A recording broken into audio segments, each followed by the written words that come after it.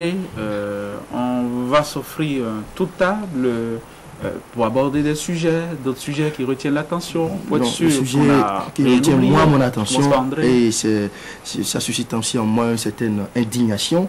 C'est vrai, les agents de santé sont en grève, ce n'est pas une bonne nouvelle. Les gens meurent dans nos hôpitaux, ce n'est pas une bonne nouvelle non plus.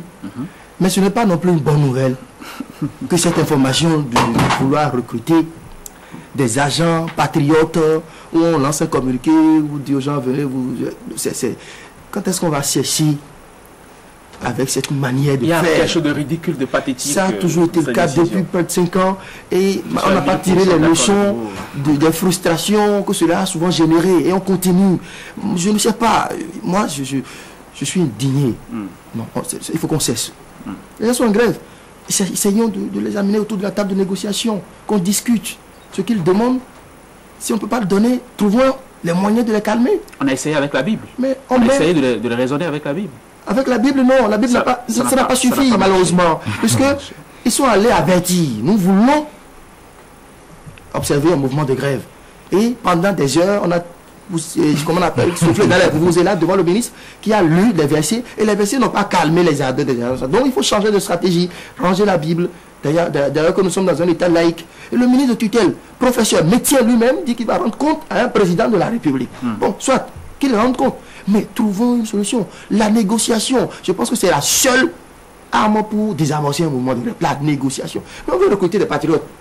Pour faire ça, on pourrait recruter autant de patriotes que d'infirmiers, de praticiens hospitaliers en grève. Ce n'est pas possible. Moi, je trouve ça vraiment absurde. Oui, mais ça ne fait rire personne, mais en même temps, ça n'impressionne personne. En gros, on a vu la même chose avec les douaniers à une certaine époque, ça fait piche. Et puis on a vu la même chose avec les enseignants, on l'avait évoqué. Mais moi, je suis sûr que le chef de l'État n'est pas au courant par rapport à une décision comme ça. Ah, mais bon, sinon, oui, je crois qu'il ne laissera pas faire ça.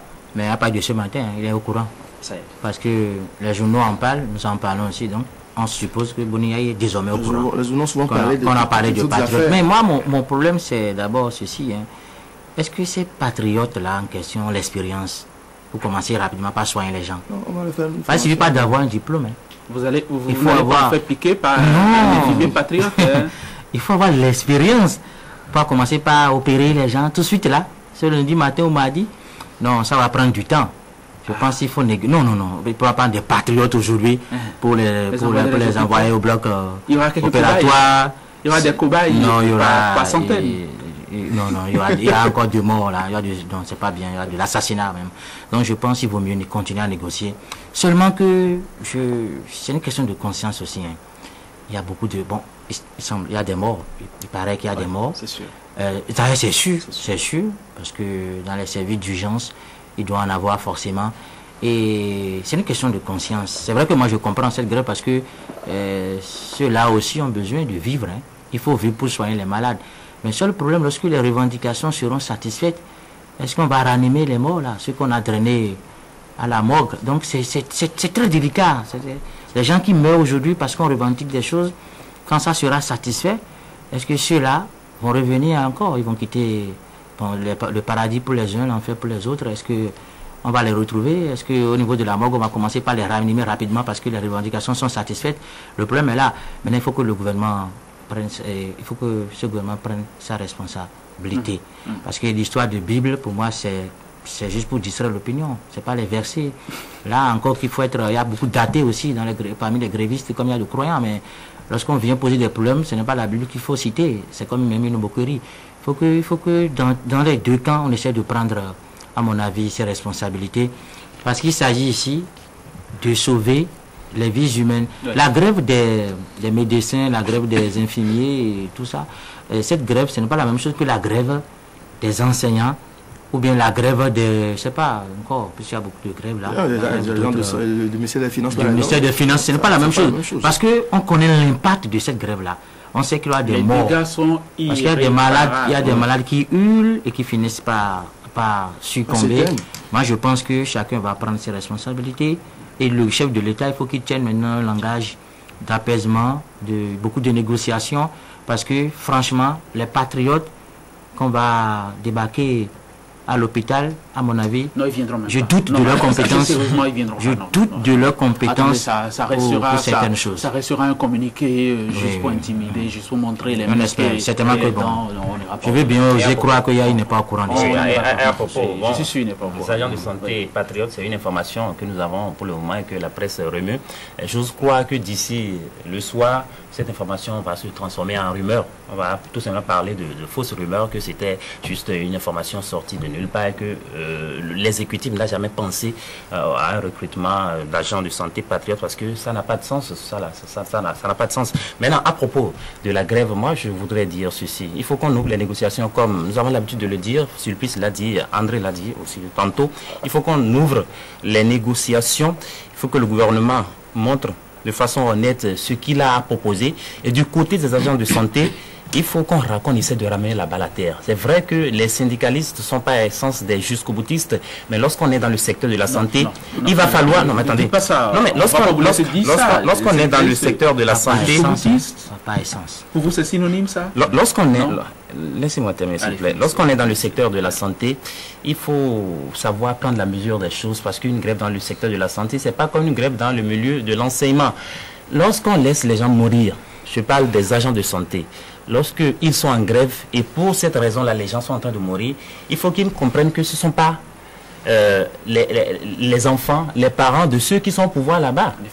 Et nous, par exemple, qui sommes ici, bon, je veux dire, le Béninois moyen, il a peut-être les moyens d'emmener un parent malade dans une clinique. Ceux qui meurent là, ce sont les pauvres populations.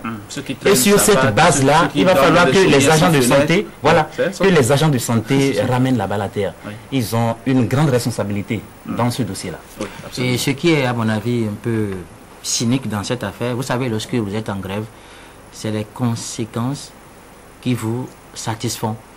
Quand il y a beaucoup de dégâts, vous êtes content. C'est naturel.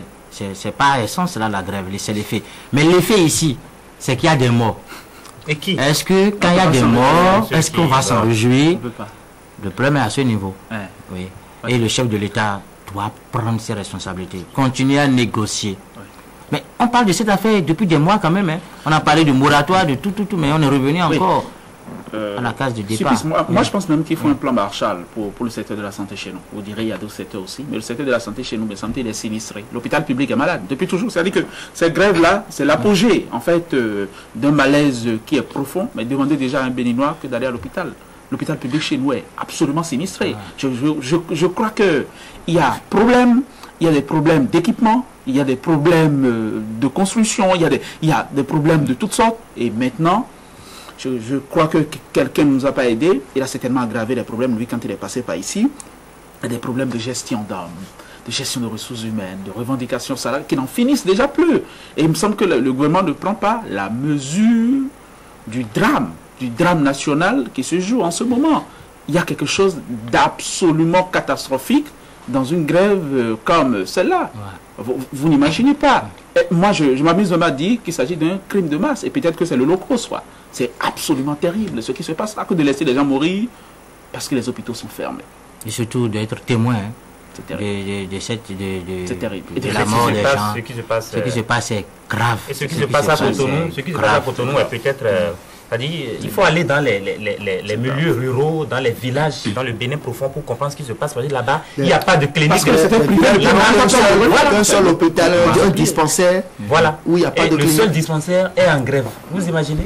Ou quand il y a de cliniques, c'est un boucher qui opère à Ouais, côté et ouais. qui découpe en morceaux. Et Donc, puis, on absolument, a il y a- jusqu'ici parlé de il y a un mort. problème. Oui, de mort. Pensons à la simple douleur qu'on vit quand il n'y a pas quelqu'un pour vous soigner. terrible. Simplement les maux de tête. Vous voyez ce que ça fait? C'est terrible. Les maux de ventre. Maintenant, c'est des gens qui sont à l'hôpital et qui ne voient pas. Parce que le simple fait même de voir le médecin, c'est un facteur psychologique favorable. Hein. Le malade, il y a des malades qui se sentent soulagés déjà quand ils voient le médecin. Maintenant, là, c'est le médecin ou l'infirmier qui crie sur le malade pour dire non, ne soigne pas du tout. Donc, je pense que, on espère que ça va se régler les prochaines heures. Mais on retiendra quoi? On retiendra que c'est tragique? Non, on retiendra. Il y a hécatombe, il y a hécatombe, il y a des macabées. Que le peuple se meurt. Des macabées pour faire de grève. Demander aux agents de santé de réduire un peu. 112 heures de grève dans les hôpitaux, c'est énorme. Hein. C'est énorme. Pourquoi ne pas faire un peu comme les agents du ministère des Finances qui sont passés de 112 heures de grève à 24 heures de grève hebdomadaire et sit-in les mardis matin? Pourquoi ne pas faire quelques heures de grève par jour ou par semaine? Parce que quand même... Ils ne feront pas comme parce qu'ils ne devraient même pas avoir de grève pendant du tout. plusieurs semaines. Même 30 minutes de grève. Ils ne devraient pas en avoir. Il y a quelqu'un à la réanimation. 30 minutes de grève à l'hôpital, c'est beaucoup. Il y a quelqu'un forcément à la Et puis réanimation. on a l'impression, excusez-moi beaucoup, on a l'impression qu'on est proche des élections de 2011 et on veut mettre toute la pression nécessaire. Il y a une part de surenchère. Il ne faudrait pas que... Non, parce que ce que vous dites, ce sont les populations qui en pâtissent. Vous savez, pas profiter de la période... La grève qu'on observe en fin de mandat, c'est quoi? Là, c'est plus objectif. On va avoir le minimum. Sinon, si par exemple lui il part, c'est que forcément on va encore attendre, l'autre va venir demander trêve à calmer, machin. Et puis le temps va passer et ils seront toujours d'accord. au même niveau. Je ne vois pas forcément 2011 parce que c'est un problème que ce régime traîne là depuis son avènement. On parle de moratoire, on fonce dans les faux fuyants et maintenant tout s'accumule. Chers amis, merci. On va se retrouver mercredi, puisque demain c'est l'Aïd el-Kébi, ça veut dire la grande fête. Hein. Il y aura fête. Nous avons déjà quelques invitations sous les bras d'ailleurs. Ça promet, hein, ça. Ça promet vraiment. Merci beaucoup. On se retrouve mercredi, juste Maïto, et nous allons recevoir Heribel Abel Adjovi pour la chronique internationale. Ah, tonton. Toujours fidèle à ton rhum Saint James. Eh oui, fiston, moi je le prends toujours sec. Et toi? Moi, je le préfère en cocktail, avec du jus d'orange, du jus d'ananas ou du sirop de gingembre. Jusqu'au 15 janvier 2011, avec le rhum Saint James, double tombola. Double tombola? Pour participer au premier tirage, tu récupères ton ticket témoin collé sur la bouteille achetée. Pour le second tirage, ramène le bouchon de la bouteille chez un importateur du rhum Saint James, Cobexim, Unidis ou le Bazar, qui te remettra en échange un deuxième ticket témoin pour gagner encore plus de lots. Des motos, des télés, de l'électroménager, des bouteilles de rhum Saint James et plus de 300 lots de consolation. Renseignements au 21 31 06 15. Rhum Saint James, un goût comme ça? Ça ne s'oublie pas. En vente partout. Règlement disponible auprès de Maître Mouni.